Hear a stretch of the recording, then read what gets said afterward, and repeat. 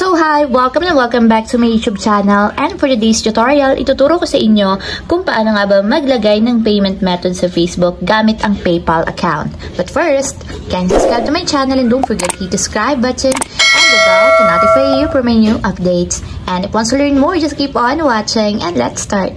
So ayan guys, i-open lang natin ang ating Facebook account. So, make sure guys na updated yung Facebook na gagamitan natin. So, pagka-open mula dito sa homepage, itap lang natin yung 3 horizontal lines. So, nandito sa upper right corner or yung menu ng ating Facebook. And then, dito guys sa menu, i-scroll up lang natin. And then, itap nyo dito guys is yung settings and privacy. So, tap nyo lang.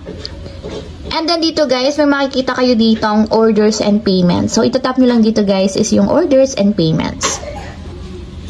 And then, after naman yan guys, dito sa orders and payments, itap nyo naman dito yung other payment method. So, dito na pumapasok yung PayPal. So, may nakalagay kasi dito credit and debit card. So, dito tayo sa other payment method. So, ito lang yung option sa other payment method. So, si PayPal lang yung pwede natin gamitin. So, pagka-tap guys ng other payment methods, itap naman natin yung add payment method. So, kung makikita nyo guys, PayPal lang yung pwede natin piliin dito. So, tap lang natin yung PayPal. So, dito guys is ilalagin nyo lang yung inyong PayPal account. So, dapat meron kayong account sa PayPal. So, login nyo lang. So, pag ilagay ng inyong email or mobile number sa PayPal, tap nyo yung next. Ayan guys, tap lang natin dito yung get a code para makakuha tayo ng code. So, magsasend siya guys sa ating nakaregister mobile number sa PayPal. So, lagay nyo lang dito sa blank boxes. And take note nga pala, para makapag-add kayo ng PayPal account dito sa Facebook, kailangan maglagay kayo ng credit or debit card details.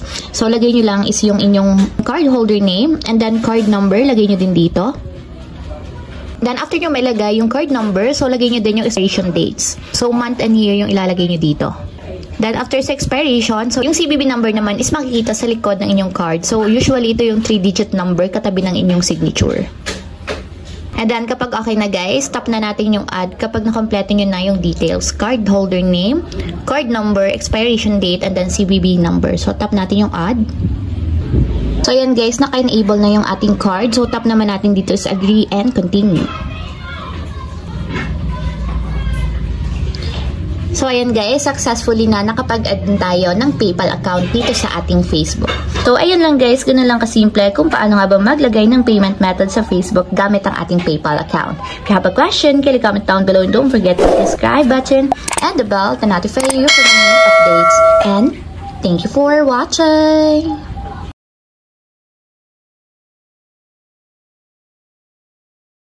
Living life, every day, late at night, not okay.